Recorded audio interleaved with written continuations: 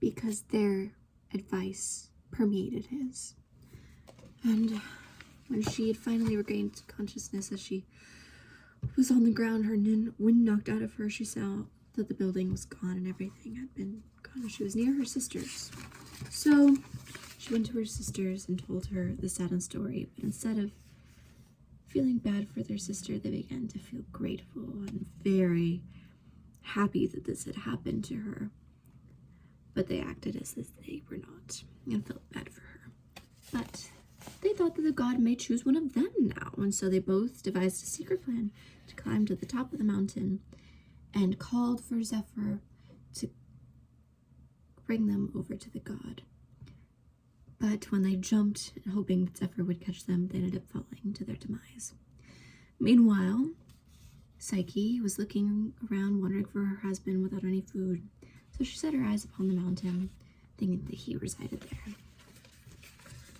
Psyche then saw heaps of corn on her journey, along with lots of tools that were meant for harvest, and she began to separate these pieces of equipment and types of corn mixed in with some barley, because she did not want to ignore any god.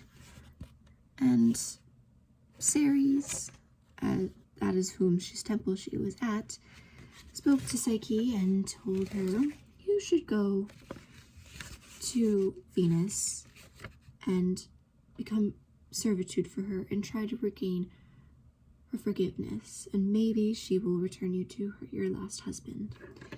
And so she agreed, and Ceres took her to Venus's temple, but Venus was very angry, and she told the girl, Psyche of course, that why was she here? She had been so unfaithful to her, the goddess, and that she had wounded her husband so, which is of course Venus's son. And so she took her to the storehouse because she wanted to try her by housewifery. She took her to the storehouse and told her that she needed to separate all these heaps of grain individually, and if there was anyone, she would be in big trouble, and this needed to be separated by nightfall. But Psyche did not do this. She was just overwhelmed by this work, so she just sat there and stared at it. But Cupid asked an ant, the leader of his ant hill, to gain compassion upon Psyche, and so he brought her all of his little ant subjects, and they each separated the grains one by one and disappeared without a trace at once it was done. And when Venus returned with a crown of roses after the banquet of the gods, she knew that Psyche had not done this herself, and so she scolded her and threw a piece of black bread at Psyche for her dinner and left. The next morning, she told Psyche to go and gather pieces of golden wool from all of the sheep in the grove, there were very many, and to bring a piece from each sheep and bring it to her. So Psyche did as such, but she was stopped by a river god, and the river god told her, you cannot cross the river and go to these golden sheep. They will kill you. They are determined to kill any mortal when they are possessed by the power of the sun. So wait, it'll be safe when they are asleep in the shade, when the sun is starting to pass over the trees, and there should be lots of tufts of golden fleece for you to grab across the bushes and the tree trunks. So Psyche waited, and she did this such as the god said, and she was helped by him. So she returns to Venus with heaps of bountiful golden fleece, and Venus was upset once again, knowing that she had not done this.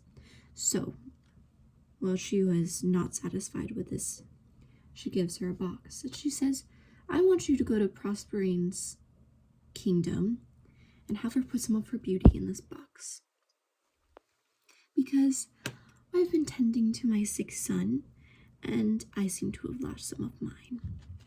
So Psyche, of course, did as she was told, and she went to Proserpine and denied food and a comfy seat and said that she was just fine with the bread that she was given.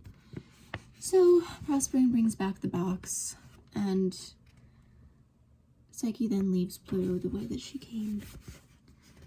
And she thinks, well, you know what? I've been so successful this far. I think I deserve a little bit of beauty from the box. Just put it on some of my cheeks.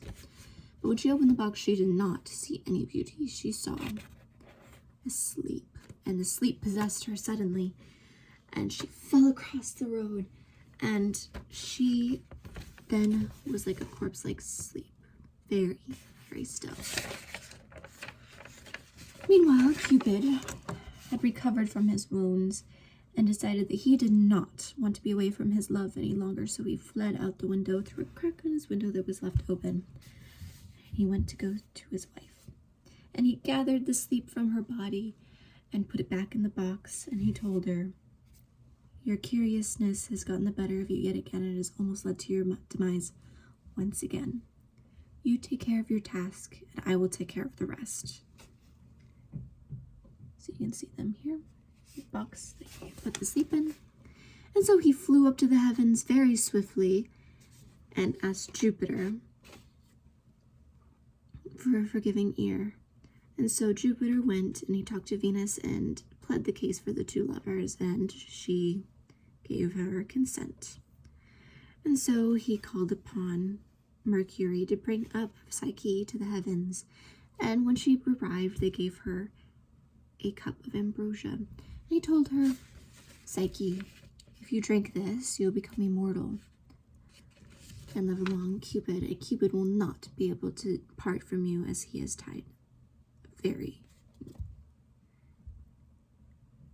He can never break away from the knot that he has tied between you and him.